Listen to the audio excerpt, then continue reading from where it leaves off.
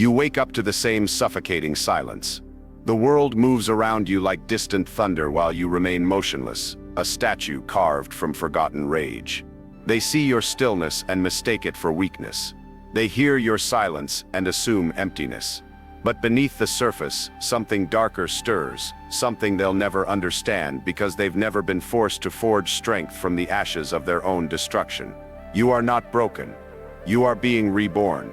The fire that once consumed you now burns as your weapon. The isolation that once tormented you now serves as your fortress. Today, you stop pretending to be prey. Today, you remember what it means to move through this world like the predator you were always meant to become. The hunt begins not with noise, but with the terrifying calm of a mind that has learned to weaponize its own darkness. You walk through crowds, unseen. Your eyes scan faces, but no one really sees you, do they? The mask you wear is flawless. Courteous, silent, reliable. You mastered it young. Learned how to shrink your shadows so the world wouldn't flinch. They wanted a version of you they could manage, mold, ignore. So you gave them what they wanted. You folded first out of fear, then for survival. But somewhere behind your polite nod and measured words, there's a wolf pacing. You remember him in flashes. Violent thoughts you bury. Fragments of cold ambition that slip out in silent rooms. Most men are too terrified to acknowledge their own darkness. They plaster over truth with forced smiles. You learned to do the same.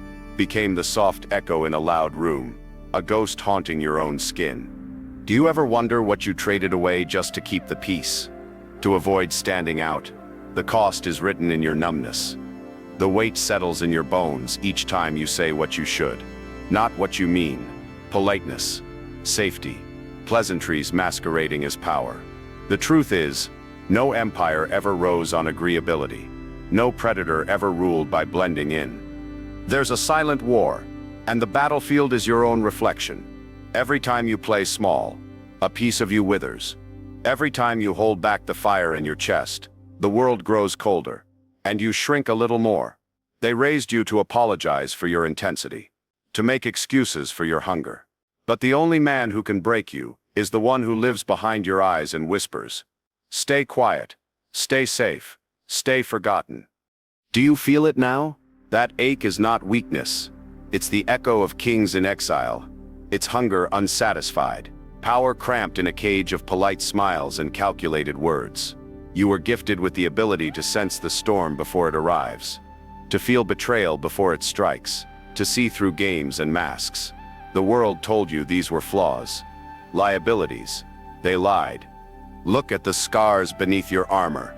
Every rejection crafted a layer of steel around your spirit. Each time they overlooked you, left you outside their circles, you learned how to survive in the cold. Alone, you built the kind of quiet resilience they'll never possess. Niceness is camouflage for fear. Agreeability is the chain around your throat, sold to you as virtue. Inside, your silence has never been emptiness.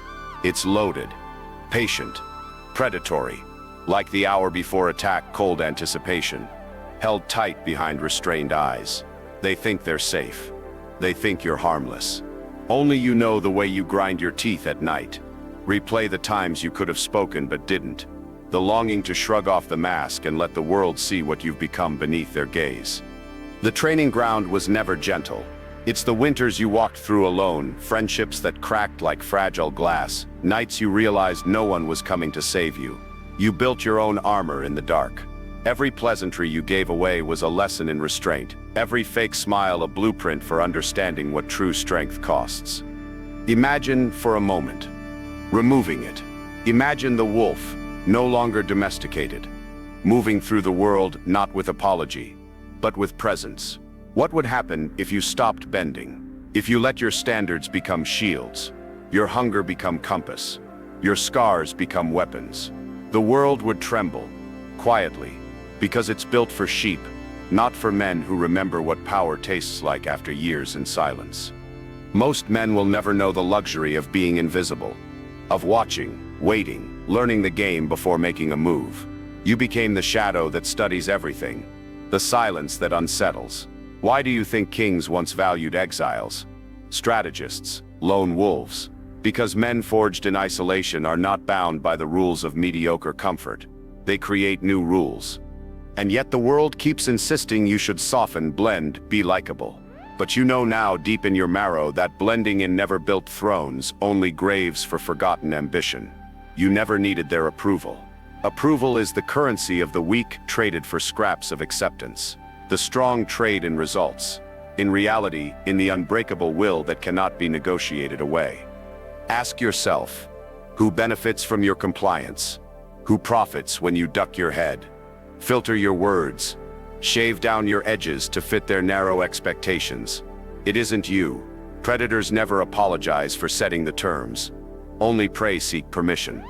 Tonight, as quiet returns, lay the mask down beside every broken promise, every compromised dream. Whisper nothing. Let the emptiness teach you. The kind of lessons no crowd could ever give. Because in the silence, truth hardens. In the absence of applause, identity realigns. You are not the mask. You are the fire confined within steel. You are the scarred, the solitary, the dangerous, waiting. There is only one question left. When the world demands a mask, will you give them your silence or show them your teeth? The next time you look in the mirror, ask yourself who you serve, their comfort or your cold, unwavering command. The mask is suffocating. Your real face is forged from every betrayal, every exile, every moment you learned that polite men rarely survive the winter. The wolf is always closer than they think. The loudest revolutions happen in silence. While they scream their manifestos from rooftops, broadcast their transformations on social media, announce their goals to anyone who will listen, you move differently. You understand what they never will. Real power is built in the shadows, forged in quiet moments when no one is watching, when no one can interfere. Do you see how this works? They need the applause, the likes, the external confirmation that they exist, that they matter. But you learn to find validation from within, not because you're enlightened, but because you were forced to. The world taught you early that approval is conditional, temporary, unreliable. So you stopped seeking it. You started building something more durable, self-respect that doesn't fluctuate with opinion polls. Your introversion isn't a bug to be fixed. It's a feature they fear. In a world addicted to noise, validation, and constant connection, your ability to exist in silence becomes a superpower. While they exhaust themselves performing for audiences, you conserve energy. While they reveal their strategies through endless chatter, you keep your cards close. While they telegraph every move, you operate from the shadows. This is the psychology of strategic withdrawal. When everyone else is pushing forward, demanding attention, fighting for space in an overcrowded arena, you step back. You observe. You study the patterns while they exhaust themselves in meaningless battles. The hunter doesn't chase prey through the forest. He learns where the prey drinks water, then waits. Your silence unsettles them more than any argument ever could. They don't know what you're thinking, what you're planning, what you're capable of.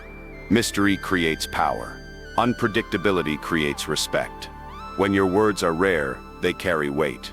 When your actions are deliberate, they command attention.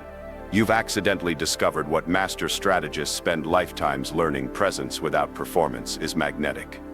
But here's what they really fear about your transformation. It's happening without their permission. You're not asking for feedback, not seeking approval, not explaining your process. You're simply becoming. And becoming doesn't require an audience. It requires intention, discipline, and the kind of internal focus that can't be shaken by external chaos. Every word you don't say is energy saved. Every argument you don't engage is focus preserved. Every meaningless social obligation you decline is time invested in becoming the man you're meant to be. While they scatter their attention across 1,000 distractions, you learn the art of concentrated force. One focused man can outmaneuver 1,000 scattered ones. This is the difference between isolation born from fear and solitude chosen for power. Fear-based isolation is retreat. Power-based solitude is strategic positioning. You're not hiding from the world. You're observing it from a position of advantage. Like a sniper on high ground, you see what others miss because you're not in the chaos. You're above it. Watch how they react when you stop participating in their games. When you don't laugh at jokes that aren't funny. When you don't pretend to care about conversations that drain your soul. When you stop filling uncomfortable silences with meaningless chatter. They panic, because your silence forces them to confront the emptiness of their own noise. The world will try to convince you that your quiet nature is a deficiency, that you need to be more social, more expressive, more available. They want you to believe that influence requires volume, that leadership demands constant visibility. But predators in nature don't roar before they strike. They move silently, deliberately, with deadly precision. You're not becoming antisocial, you're becoming selective. There's a difference between the man who can't connect and the man who chooses his connections carefully. You're developing the most dangerous skill of all, the ability to be alone with yourself without losing your mind. Most men can't handle 5 minutes of silence. You're building the capacity for hours, days, weeks of internal focus. Your revolution has no manifesto, because it needs none. Your strength speaks louder than their slogans. Your consistency cuts deeper than their passionate outbursts. Your calm presence in their storm reveals who has real power and who merely performs it. They scream because they're weak. You whisper because you're strong. While they exhaust themselves trying to be heard, you perfect the art of being felt. Your presence becomes a force field. Your attention becomes currency. Your approval becomes rare and therefore precious. This is how silent men reshape the world. Not through noise, but through the gravitational pull of absolute certainty. The revolution isn't about changing the world. It's about changing yourself so completely that the world has no choice but to respond differently to who you've become. You're not fighting the system. You're transcending it. Not by escaping, but by becoming so fundamentally different that their old methods of control no longer apply. This is why your silence terrifies them. It suggests a depth they don't possess, a self-sufficiency they can't fathom, a purpose they can't distract you from. When you stop needing their noise to feel alive, you become untouchable. When you stop requiring their validation to feel valuable, you become uncontrollable. There's a hunger inside you that burns colder than ice.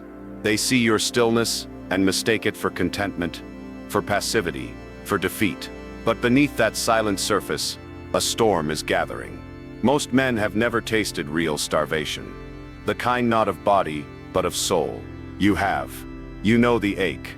That deep dissatisfaction, that relentless force pulling at your insides, that keeps sleep hostage and peace forever just beyond reach. This is not weakness. It is the signature of every predator, every king cast out into the wild to fend for himself. Society will urge you to temper it, to anesthetize, to trade your hunger for comfort and your ambition for applause. But what they call peace is simply sedation. What they offer in place of fire is a slow suffocation. The revolution is complete when you realize you never needed their permission to become dangerous. Most will never understand the geometry of this ache.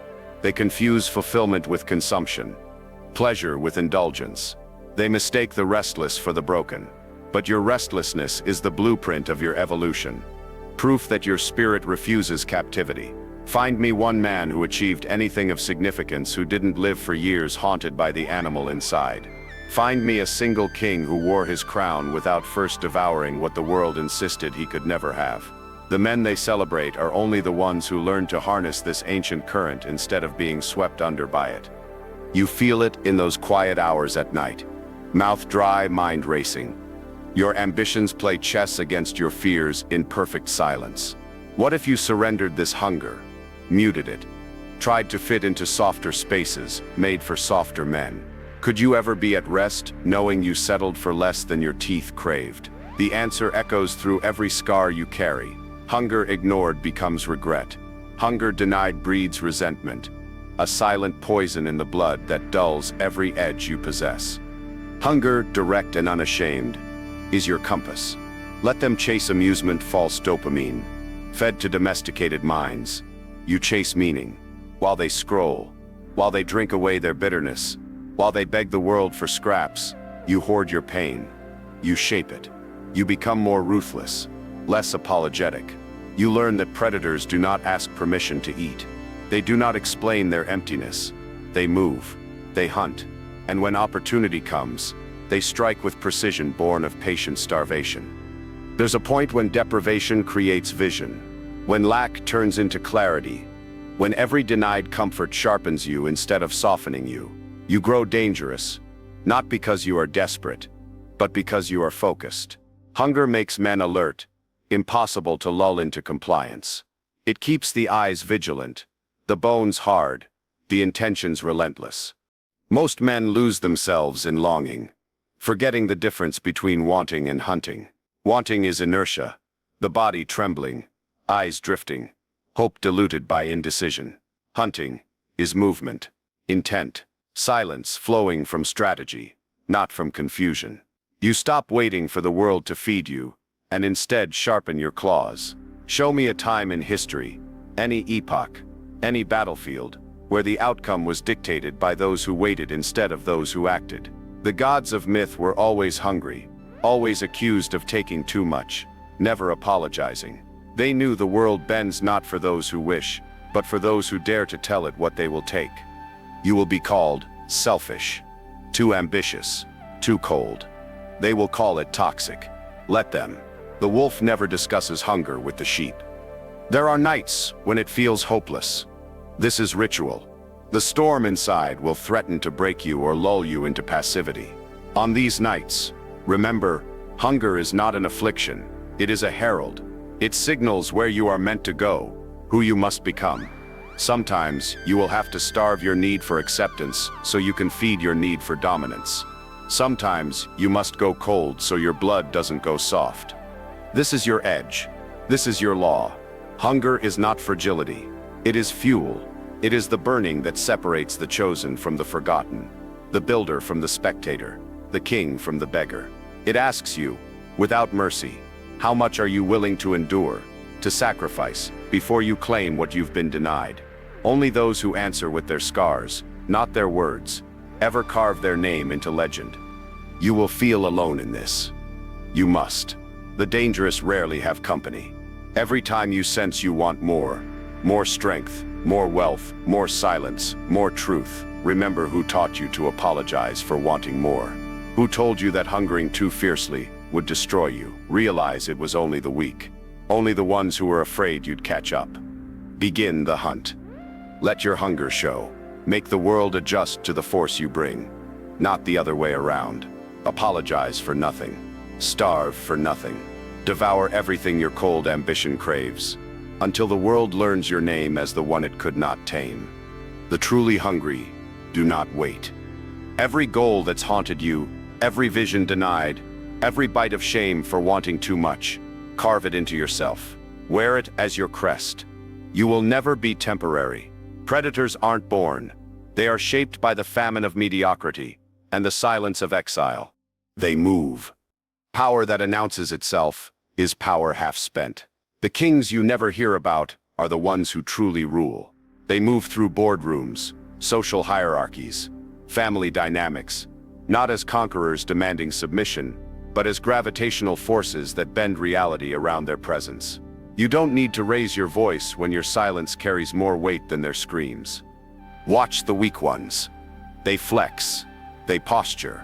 They need you to know they're in charge, because deep down, they're terrified you'll discover they're not. But real dominance, it operates like the pull of the earth, invisible, constant, undeniable. You don't feel gravity announcing itself, yet it shapes every movement, every fall, every rise. This is how you must learn to move. The amateur seeks to break the system. The master learns to become indispensable to it. Why would you challenge the alpha directly when you can make the alpha need you? Why would you fight for the throne when you can become the power behind it? The hand that guides carries more influence than the mouth that commands. Puppet masters work from shadows, not spotlights. They teach you that dominance is loud, aggressive, demanding. They're wrong. Those are the tools of the desperate, the insecure, the fundamentally powerless. True control flows from understanding human nature so deeply that you can predict responses before they're conscious. You learn to read the room not to conform, but to orchestrate, not to serve, but to leverage. Consider chess. The queen is the most powerful piece, but the game ends when the king falls. Power and position are different currencies. You can have one without the other, but having both makes you unstoppable. Most men fight for the visible throne while the wise position themselves as the invisible necessity. They become the advisor, the strategist, the one whose absence would collapse the entire structure. There's a difference between manipulation and strategic influence. Manipulation seeks to deceive for temporary gain. Strategic influence seeks to align interests for mutual benefit, where mutual means everyone wins, but you win more. The weak try to take from others. The strong create conditions where others want to give. You learn to speak their language, while thinking your own thoughts. You understand their motivations not to serve them, but to serve yourself through them. This isn't sociopathy, it's sophistication. The ability to separate what people say from what they mean, what they want from what they need, what they claim to value from what they actually pursue. Your silence becomes tactical. When others fill the air with noise, your words cut through like a blade through silk. When they rush to respond, you pause. Not from hesitation, but from calculation. That pause creates tension. It makes them wonder what you're thinking, what you know, what you might do. Uncertainty in others creates certainty for you. The most dangerous position isn't at the center of attention. It's at the center of influence. The sun may be the center of the solar system, but it's the planet's orbits that create the patterns, the seasons, the cycles of life. You don't need to be the brightest star if you can control the constellation. Most men are reactive. Something happens, they respond. Someone challenges them, they defend. Someone ignores them, they chase. But you're learning to be proactive, to create the conditions that trigger the responses you want. Instead of reacting to the world's demands, you architect situations where the world reacts to your preferences. Emotional detachment becomes your superpower, not coldness calculation.